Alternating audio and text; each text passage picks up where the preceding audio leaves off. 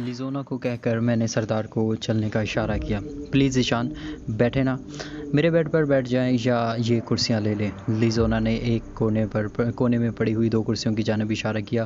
वो जेनिफ़र के रवैये और हमारे रद्द-ए-अमल पर परेशान हो गई थी। नहीं शुक्रिया, तुम्हारी तरफ से कॉफ़ी हो गई। ये कहकर मैं सरदार के साथ बाहर चल जाने लगा। मेरी तरफ से सख्त जवाब न मिलने पर जेनिफ़र ने मज़ीद कोई बात नहीं की थी, बस खामोश खड़ी कड़े तेवरों से मुझे घूरती रही। अब क्या हुआ? बाहर निकलते ही सरदार खान ने मासूमियत से पूछा। मैं तो बस बेज़ुबान जानवरों की तरह बगैर कुछ जाने तुम्हारे पीछे पीछे चलता रहता हूँ। यार, वो कैप्टन साहिबा को हमारी वहाँ मौजूदगी पर एतराज़ था। तो वो इस अकेली का कमरा तो नहीं है? बेशक ना हो, मगर हम खामखा लड़ाई झगड़ा तो नहीं कर सकते थे। यूँ भी इसे हमारी अपनी हार का गम है। वो कोई ऐसी बकवास भी कर सकती थी कि जिसे शायद मैं बर्दाश्त ना कर पाता और बात बहुत आगे बढ़ जाती। सही कहा। सरदार ने मेरे साथ मुत्तफ़िक होने में ताख़ीर नहीं की थी। सोमवार के दिन स्नाइपर कोर्स की शुरुआत मेजर जेम्स मैथोनी के लेक्चर से हुई। तमाम को एक बार फिर खुशामदी। लेवपोल्ड टेलीस्कोप साइट की सिखलाई की एक स्नाइपर के लिए कारआमद सही, मगर इसके बावजूद इसकी अहमियत इतनी ज़्यादा नहीं है कि कोई आदमी इसके बारे मुकम्मल जानकारी हासिल करने के बाद अच्छा स्नाइपर बनने का दावा कर सके। हर अच्छा स्नाइपर अच्छा निशानाबाज हो ज़रूर होता है, मगर हर अच्छा निशानेबाज अच्छा स्नाइपर नहीं हो सकता। स्नाइपिंग के लिए निशानाबाजी के अलावा भी बहुत सारी खूबियों की ज़रूरत पड़ती है। अच्छा मुशाहिदा, क़ुव्वत बर्दाश्त, बेहतरीन याददाश्त, बर वक्त फ़ैसला करने की सलाहियत, भूख प्यास सर्दी गर्मी बर्दाश्त करने की ताकत और इसके अलावा भी बहुत सारी चीज़ें। अगर मैं इस मुशाहिदे और याददाश्त की बात करूं तो मैं दावे से कह सकता हूं कि तुम तमाम लोगों में एक आदमी भी ऐसा नहीं होगा जो सामने आकर क्लास के हर फर्द को इसके नाम से पुकार सके। हालांकि तुम लोग एक हफ्ते से एक दूसरे के साथ हो। क्या मैं गलत कह रहा हूं? मेजर जेम्स मैथोनी ने सवालिया अंदाज में अपनी दायराना निगाह चारों तरफ घुमाई। पहली कतार में बैठी जेनिफर ने पीछे मुड़कर मेरी जानिब गहरी नज़रों से देखा। मैं खामोश बैठा रहा। गो मैं मेजर जेम्स मैथोनी का दावा गलत साबित कर सकता था, मगर वो मेरा उस्ताद था और मुझे मेरे उस्तादों ही ने अपना उस्ताद का चैलेंज कबूल ना करने की हिदायत की हुई थी। मेजर जेम्स की बात जारी रही। मैंने सिर्फ एक मिसाल दी है। काफ़ी हज़रात को शायद ये मेरी बात हज़म नहीं हो रही होगी और अच्छी याददाश्त, क़ुव्वत बर्दाश्त वगैरह इन्हें फ़जूल की बातें लग रही होंगी, लेकिन ज़रा तसव्वुर करो, शदीद गर्मी में भारी गिली सूट पहनकर किसी तैयार फसल में बराह रास्त धूप की जद में लेटे हुए स्नाइपर का, जिसे हदफ के लिए इंतज़ार कई घंटे बेहिस्सो हरकत पर वहीं लेटना पड़ता हो, इसे कितनी क़ुव्वत बर्दाश्त की ज़रूरत पड़ेगी। या वो स्नाइपर जो किसी अनजान इलाके से गुजरते हुए रास्ते की निशानियों को जहन में बिठाने की कोशिश में मसरूफ़ होता है, वो अब वापस पलटते वक्त रास्ता ना भूल जाए। ऐसे वक्त में कैसी याददाश्त दरकार होगी। मेजर जेम्स मिसालों के ज़रिए अपनी बात की वजाहत करता गया। पहला मुकम्मल पीरियड इसने लेक्चर में गुजारा था। ब्रेक में स्वर्णमंग मेरे करीब आकर मुस्तफसिर हुआ। अरे पाकिस्तानी भाई, तुम मेजर जेम्स मैथोनी का दावा गलत साबित कर सकते थे। फ़ायदा? मैंने मुस्कुराकर पूछा। इसके दिल में तुम्हारी धाक बैठ जाती। शायद मैंने इस बात में सर हिलाया, मगर इज्जत ख़त्म हो जाती। भला वो कैसे? स्वर्ण भाई, उस्ताद का चैलेंज कबूल करने के लिए नहीं होता, समझाने के लिए होता है। एक मेरे सामने आने से मेजर जेम्स की बात में वो असर ना रहता जो अब तुलबा पर पड़ा होगा। सही कहा। स्वर्णमंग इस बात में सर हिलाकर मेरी पीठ थपथपाई और अपने साथी की जानब बढ़ गया। सरदार इस वक्त जमील खान और सिकंदर अली खान के साथ पश्तो में मसरूफ़ गुफ्तगू था। इसी वक्त लिज़ोना ने मेरे करीब आकर हेलो कहकर मुसाफे के लिए अपना हाथ आगे बढ़ाया। कैसी हो लिज़ोना? मैंने इसके मुलायम हाथ पर अपना हाथ थाम कर पूछा। मैं रात वाले वाक़या पर माज़रत ख़्वाह होने आई हूँ। ना जाने जेनिफ़र को क्या हो गया था। वो ऐसी बदअखलाक तो नहीं है? कोई बात नहीं, और माज़रत क्यों कर रही हो? तुम मेरे मेहमान थे ना। इसी वक्त सरदार खान अफ़गानियों से गुफ्तगू छोड़कर मेरे करीब आ गया। अरे तुम तो पश्तो ताज़ा कर रहे थे ना? इसे देखकर मैंने तंज़िया लहजे में पूछा। और हाँ, मगर अचानक एक ज़रूरी बात याद आ गई थी। क्या? यही कि मुझे अंग्रेज़ी सीख लेनी चाहिए। और ये कहकर लिज़ोना को मुखातब हुआ। Hello, my name is Sardar Khan and I belong to Pakistan. इसकी पठानी लहजे में बोली गई इंग्लिश सुनकर लिज़ोना का दिलकश कहकहा फ़ज़ा में गूंजा। And I am Lizona from Japan. वो सरदार के अंदाज़ ही में बोली थी। Yes I know. सरदार ने जल्द ही से सर हिलाया और फिर मेरी तरफ देख कुछ भी कह दो, इसने कौन सा बुरा मानना है। सरदार मुझसे बात करो ना। लिजोना ने ठहर ठहर कर छोटा सा फिक्रा अदा किया। माई इंग्लिश इज़ फिनिश जी, आई स्पीक लिटल इंग्लिश। इस मरतबा लिजोना के साथ मैं भी अपनी हंसी ज़ब्त नहीं कर पाया था और हमारे कह कहे सुनकर दाएं बाएं खड़े काफ़ी लोग हमारी जाने मुतवज्जा हो गए थे। Very interesting. लिजोना ने हंसते हुए सरदार का हाथ अपने दोनों हाथों में थाम लिया था।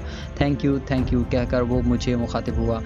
ठीक कहा है ना, बिल्कुल दुरुस्त। मैंने अंगूठा उठाकर इसे शाबाश दी।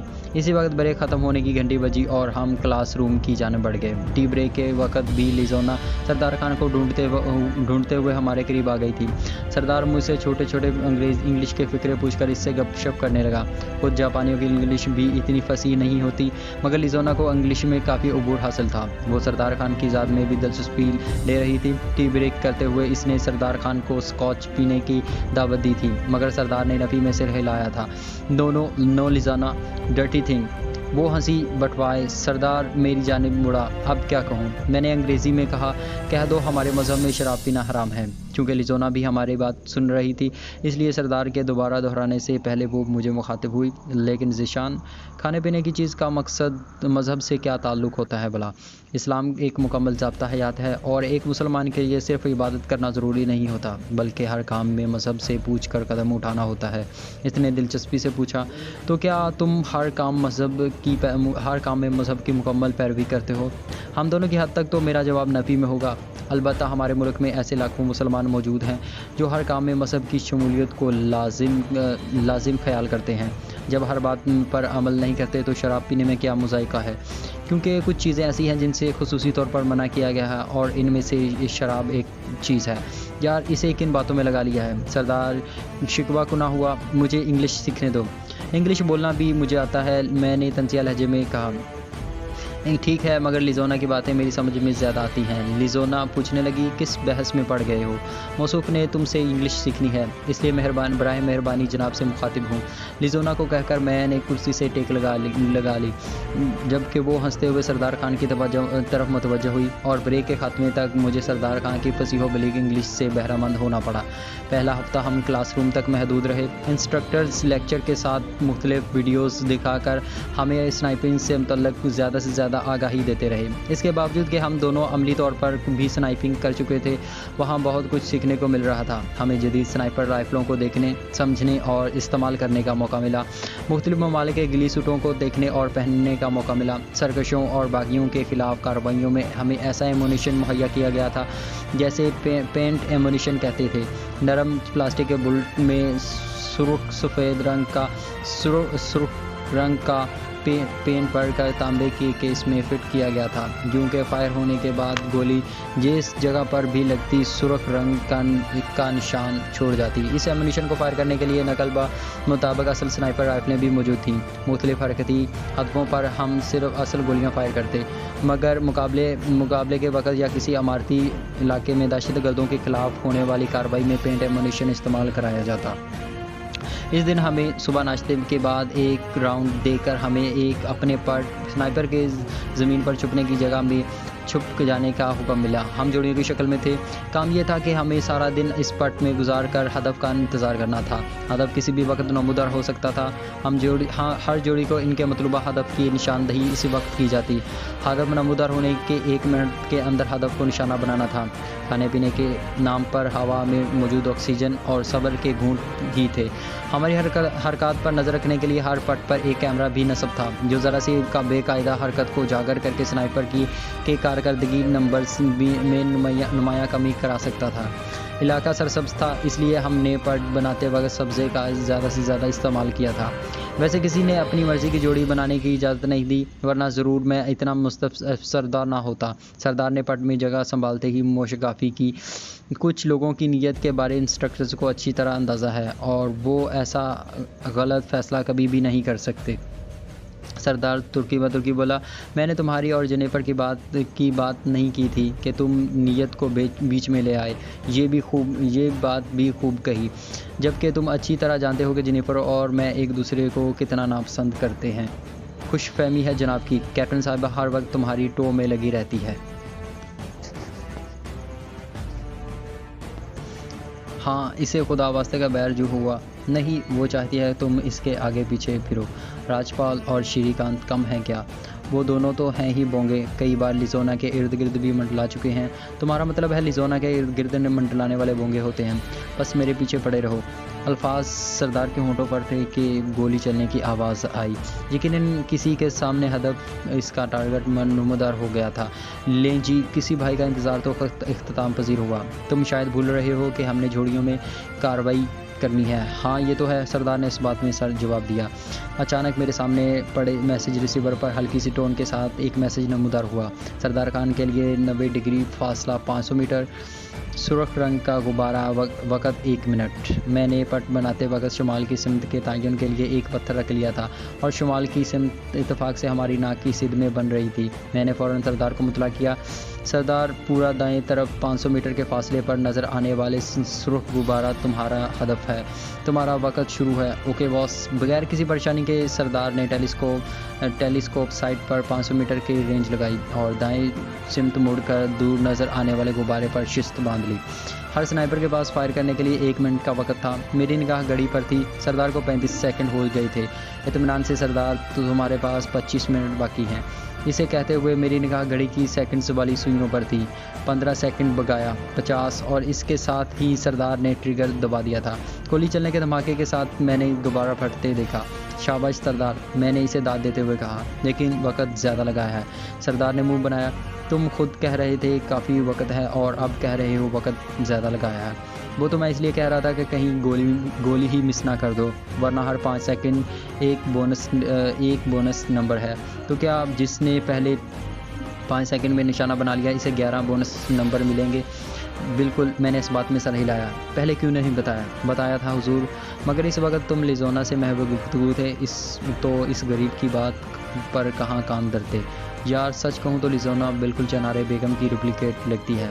जी बिल्कुल, तमाम लड़कियां एक दूसरे की डुप्लीकेट ही लगती हैं, बस नैन नक्श का फ़र्क होता है, वरना तो वही 2 आँखें, 2 कान, 1 नाक, 1 ठोड़ी और बाकी का पूरा जिस्म। तुम मेरा मजाक उड़ाने की कोशिश कर रहे हो। ये भी जनाब की गलतफहमी है, वरना तो मैं तुम्हारा ठीक ठाक मजाक उड़ा चुका हूँ। इसी तरह की गपशप में वक्त गुजरने में का पता ही नहीं चला था। दोपहर के करीब मैसेज रिसीवर पर मेरे नाम का पैगाम एक हल्की सी टोन के साथ उजागर हुआ। ज़ीशान हैदर के लिए 270 डिग्री फासला 400 मीटर, सब्ज़ रंग का गुब्बारा, वक़्त 1 मिनट। पैगाम पढ़ते ही मैं फ़ौरन बाएं तरफ लेट गया। एलिवेशन नॉब जो कि सरदार के फायर के बाद मैंने 500 मीटर पर लगा दी थी, इसे 400 मीटर पर सेट करते ही साइट के साथ आंख लगाई और बगैर किसी वक्फे के साथ सांस रोकते हुए ट्रिगर दबा दिया। राइफल के धमाके के साथ गुब्बारा फटने का धमाका भी शामिल था। 13 सेकंड सरदार ने बगैर किसी तवक्कुफ के ऐलान किया। मेरा ख्याल है बेहतरीन हो गया और एक गहरा सांस लेकर मैं ढीला पड़ गया था। सरदार ने पूछा, अब क्या करेंगे? इंतज़ार। मैंने कहा, जब तक वापसी का हुक्म नहीं मिलता हम पट नहीं छोड़ सकते। अगले आध घंटे में हमें वापसी का हुक्म मिल चुका था। हम सारे बसों के पार्किंग में जमा होने लगे।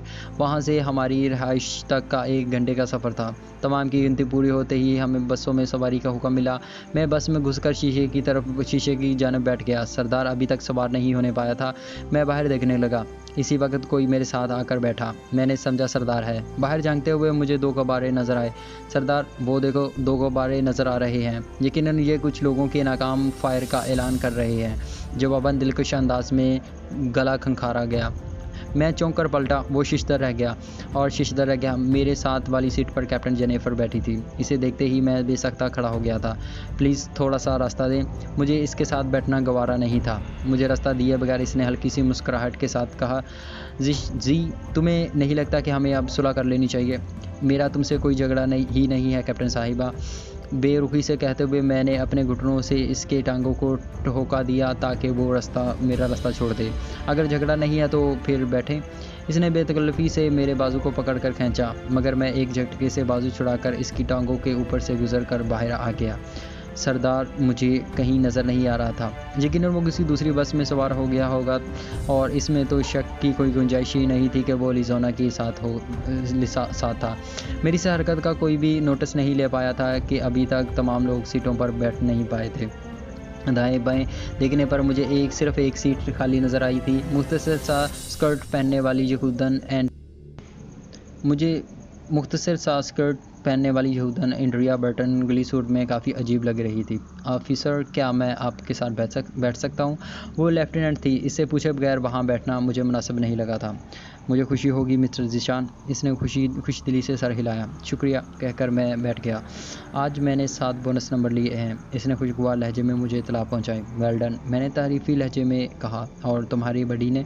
3। बहुत खूब। और तुम? मैंने मुस्कुराकर कहा, बस गुब्बारा फाड़ लिया था। शायद तुम बताना नहीं चाहते। क्या? यही कि आपने कितने सेकंड्स में गोली फायर की थी। मेरा साथी तो 13 सेकंड्स बता रहा था। वो गहरा सांस लेते हुए बोली, मैं जानती थी मेरी खुशी ज़्यादा देर तक कायम नहीं रहने वाली। मैं तो तुम्हारी खुशी को कल तक बरकरार रखना चाह रहा था। तुमने खुद ही बुलवा लिया। इसने मासूमियत से पूछा, वैसे हम आपस में बड़ी नहीं बन सकते? शायद तुम मिस्टर पास्को के हाथों मेरा कत्ल कराना चाहती हो। मैंने खौफजदा होने की अदाकारी की। पूरा बॉडी बिल्डर है, मालूम नहीं क्या खाता है। इसका सुरीला कहा गूंजा। जेनिफर पीछे मुड़कर कहर आलूद नज़रों से हमें घूरने लगी थी। ये कैप्टन साहिबा को क्या हुआ? एंड्रिया हैरानी से पूछ